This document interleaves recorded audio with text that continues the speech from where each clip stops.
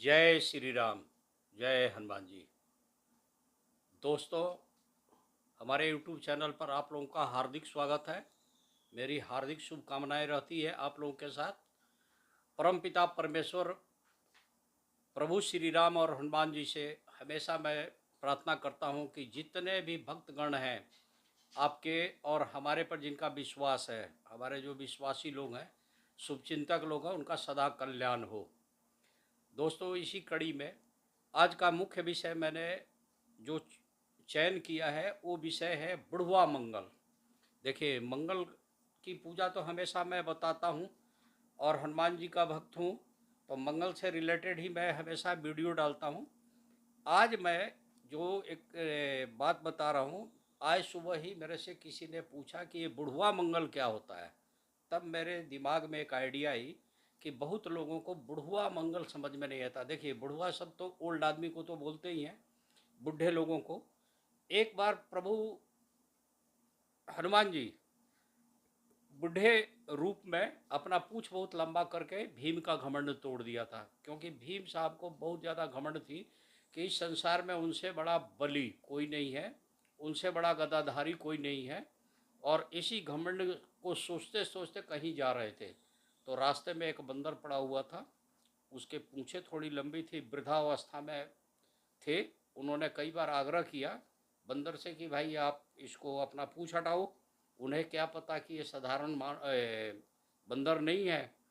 तो उन्होंने बोल दिया कि मैं अति वृद्धा हो गया हूँ, मेरे से पूंछ उठेगा नहीं, आप ही मेरा पूंछ को उठा के साइड कर दो।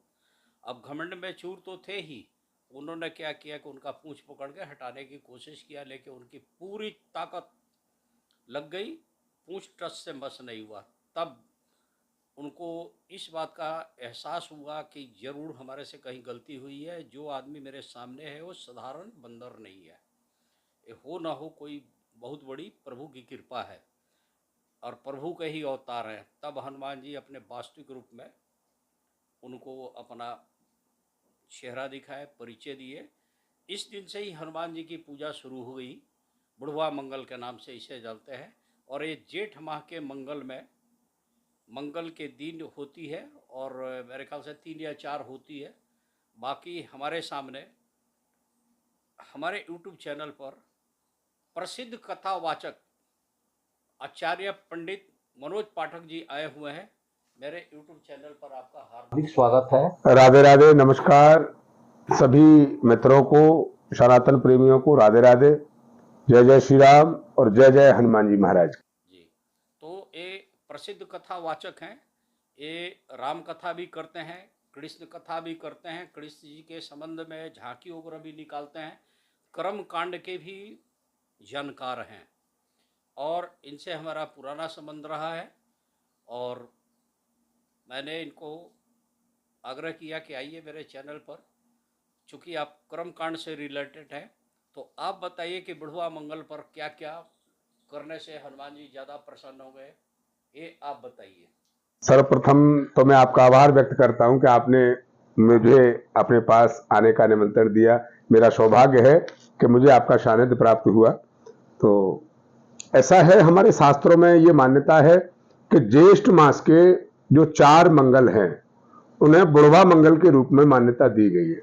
अर्थात इसमें शास्त्र में ऐसा भी आया है कि ज्येष्ठ मास के मंगल में ही प्रथम बार भगवान श्री राम से हनुमान जी महाराज की भेंट भी हुई थी पुरोहित के रूप में। जब हनुमान जी महाराज एक ब्राह्मण के रूप में राम जी से जानने के लिए गए कि आप कौन हैं, कहां से आए हैं और यहाँ वन में क्यों भ्रमण कर रहे हैं, तो वो दिन मंगलवार का था और उस दिन को भी बुढ़वा मंगल के नाम से, क्योंकि वृद्ध बानर के रूप में, वृद्ध ब्राह्मण के रूप में ही राम जी से भेंट हुई।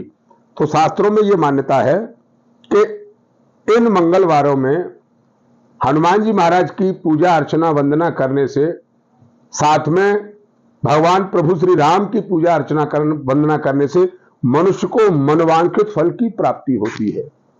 मन में जो भी विशेष योजनाएं होती हैं, जिज्ञासाएं होती हैं, जो इच्छाएं होती है, इस ज्येष्ठ मास के मंगल में हनुमान जी महाराज की पूजा की जाए।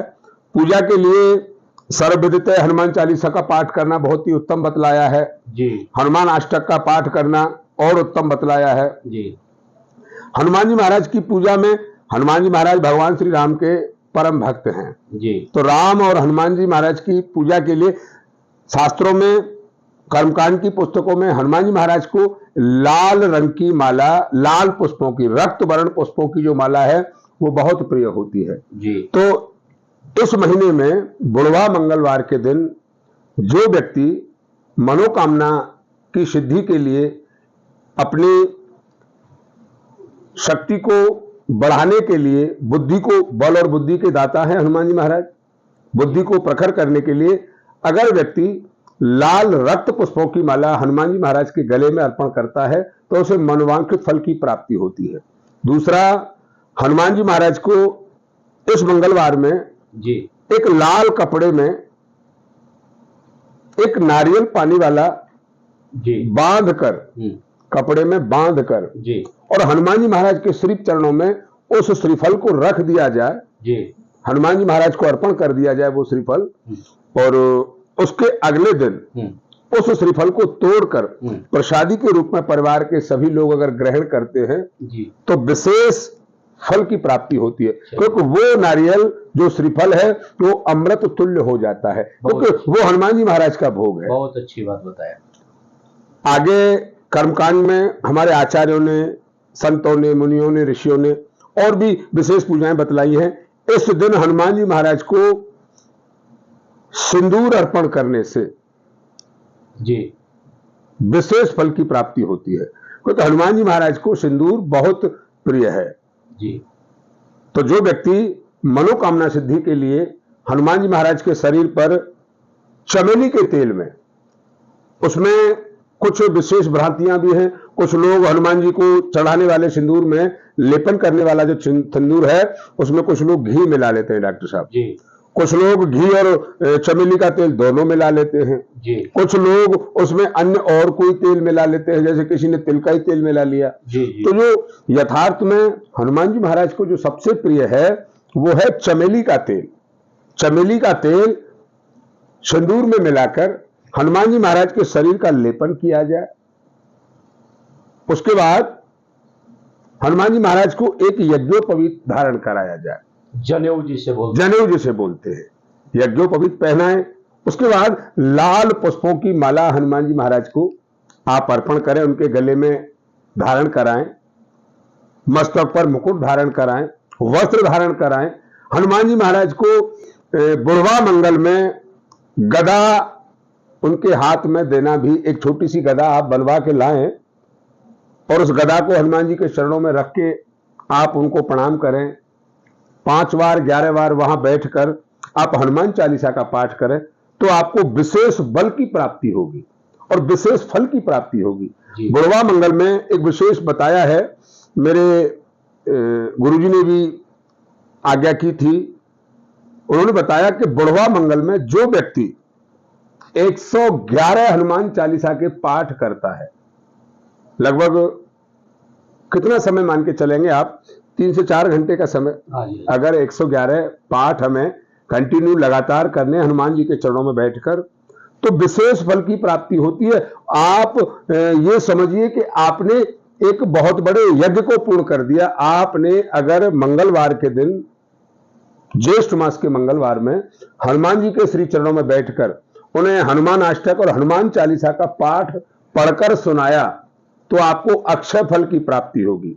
और इस मंगलवार में आप भगवान श्री राम के राम रक्षा स्तोत्र का पाठ करते हैं, श्री राम जानकी स्तोत्र का पाठ करते हैं और हनुमान चालीसा का पाठ करते हैं तो आपको अक्षय फल की प्राप्ति होगी। हनुमान जी महाराज के भोग में मिष्ठान का भोग लगता है। इस दिन हनुमान जी महाराज को मिष्ठान का भोग लगवाया जाए, दीपक में चमेली के तेल का दीपक जलाया जाए, वो भी बहुत लाभकारी है। 5 दीपक आप भगवान हनुमान को अर्पण करें। 5 दीपक, मिट्टी के 5 दीपक अगर आप उन्हें अर्पण करते हैं तो वो भी आपको अक्षय फल को देने वाले हैं। फलों में ज्येष्ठ मास में ज्यादातर रसदार फल जो है वो आजकल चलन में है। अब जैसे आम है, खरबूजा है, वैसे ऐसा बतलाया है कि हनुमान जी महाराज, देखिए ये जंगल की वस्तुएं हैं, खरबूजा क्या है, जंगली फल है और बड़ा आनंदमयी है। इसका स्वभाव जो है वो बड़ा तरल है। खरबूजे का स्वभाव कैसा है, बड़ा तरल है। और हनुमान जी महाराज कौन है, संत हैं, महात्मा हैं। हनुमान जी महाराज संत हैं, भगवान के सेवक हैं, और सेवकों के लिए खरबूजा जो है वो बड़ा आनंदमय है। तो इस मंगलवार में हनुमान जी महाराज को अगर खरबूजे का भोग भी लगाया जाए डॉक्टर साहब, तो परम आनंद हनुमान जी महाराज को और प्रसन्न करने वाला होगा। जी जी जी। ये भोग अगर लगाएं तो हनुमान जी महाराज को बहुत प्रसन्नता होगी, और अगर हनुमान जी महाराज प्रसन्न हैं तो हमारे जीवन में प्रसन्नता ही प्रसन्नता है, फिर कष्टों के लिए कोई स्थान नहीं है।